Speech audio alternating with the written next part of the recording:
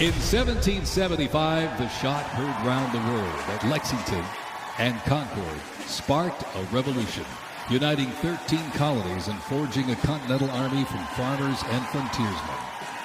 Against the odds, they turned the tide at Trenton and Saratoga, survived Valley Forge, and at Yorktown forced a British surrender, securing independence and giving birth to the United States of America.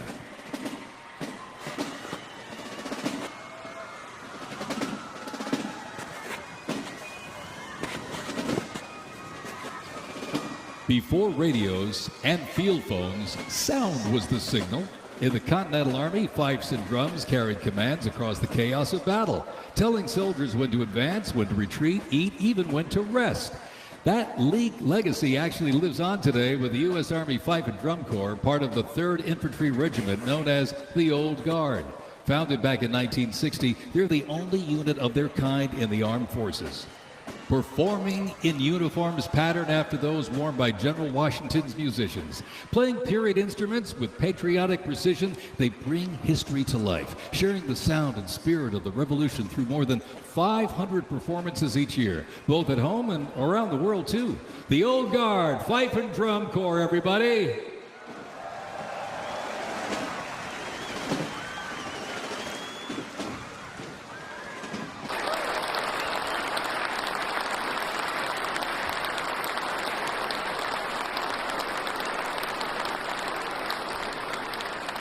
In other words, you'll be able to buy the car of your choice.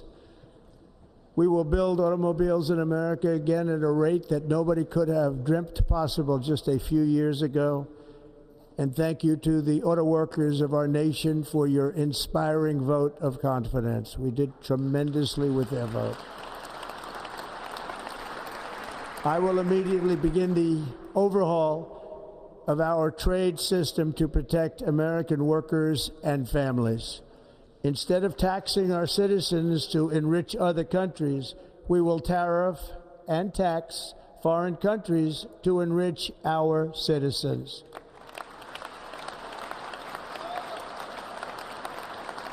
For this purpose, we are establishing the External Revenue Service to collect all tariffs, duties, and revenues. It will be massive amounts of money pouring into our treasury, coming from foreign sources. The American dream will soon be back and thriving like never before to restore competence and effectiveness to our federal government. My administration will establish the brand new Department of Government Efficiency.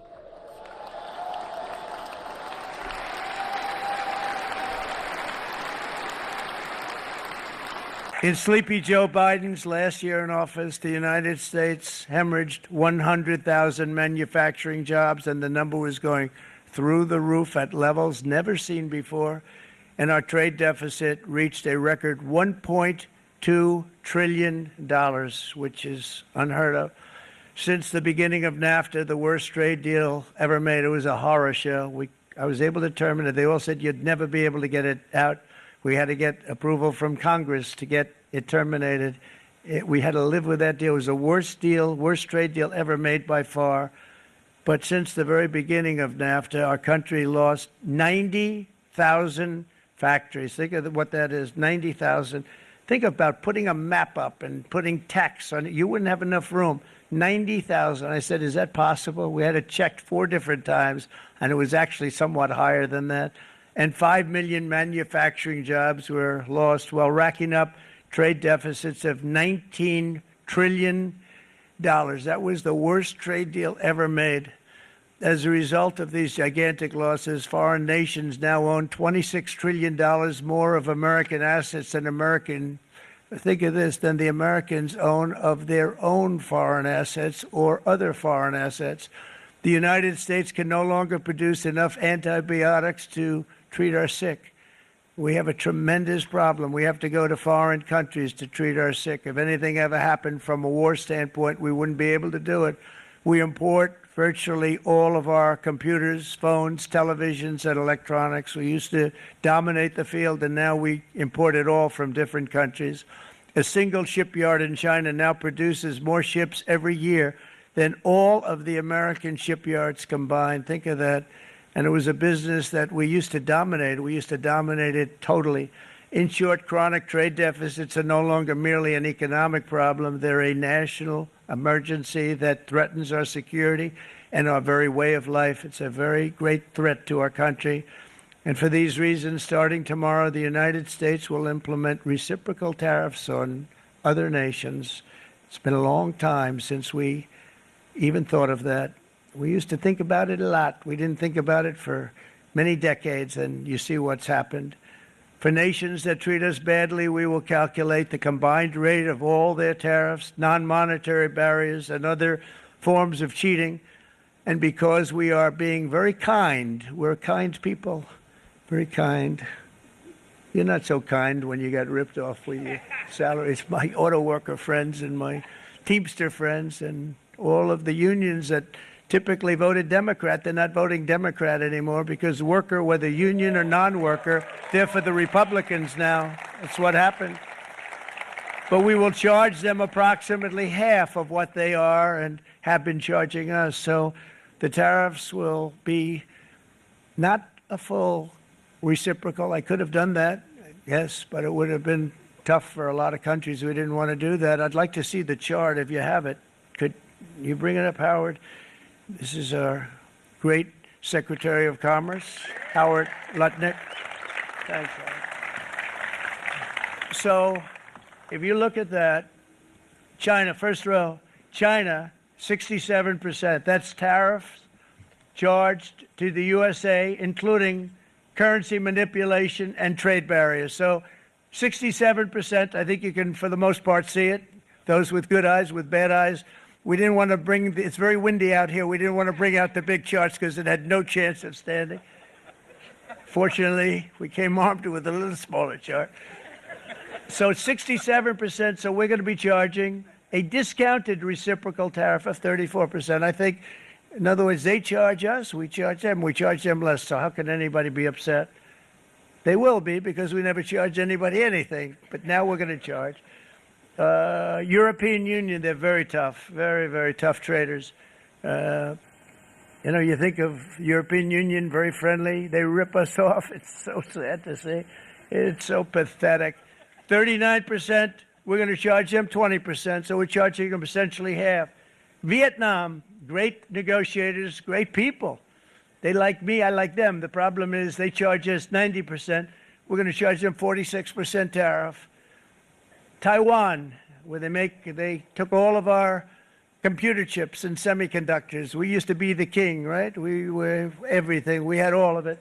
Now we have almost none of it, except the biggest company is coming in. We're going to end up with almost 40%. Lee Zeldin's working to get their approvals. And it's an amazing company. Mr. Wei, of one of the great companies of the world, actually. They're coming in from Taiwan, and they're going to build one of the biggest plants in the world, maybe the biggest for that. But 64%, we're going to charge them 32%. Japan, very, very tough. Great people. And again, I don't blame the people for doing it. I think they're very smart in doing it. I blame the people that sat right in that Oval Office, right over there, right behind the Resolute desk or whichever desk they chose. Japan, 46%. They would charge us 46%, and much higher for certain items like cars, you know, little items like cars. 46%, we're charging them 24%. India, very, very tough, very, very tough.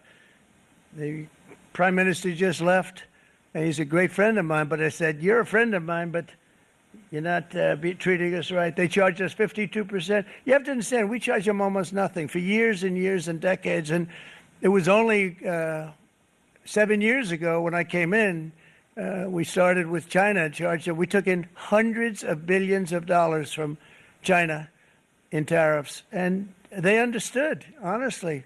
President Xi understood. He said, look, I understand, and the other countries, and they all understand. We're going to have to go through a little tough love, maybe, but they all understand. They're ripping us off, and they understood it. Prime Minister of Japan, Shinzo Abe. He was a fantastic man. He was unfortunately taken from us, assassination. But I went to him and I said, Shinzo, we have to do something. A trade is not fair. And he said, I know that. I know that. And he was a great gentleman. He was a fantastic man, but he understood immediately what I was talking about. I said, Shinzo, we have to do something. He said, I know that. And we worked out a deal, and it would have been a much better deal, but frankly, there were many years left in the deal that was made previous to my getting there, but it was something. If you look at Switzerland, 61% to 31%, Indonesia, Malaysia, Cambodia, oh, look at Cambodia, 97%.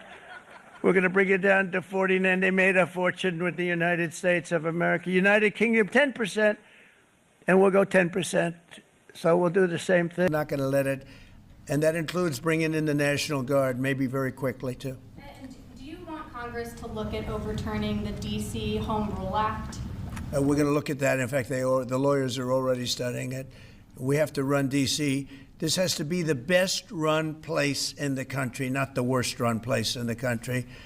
And it has so much potential, and we're going to take care of it. You're going to be safe.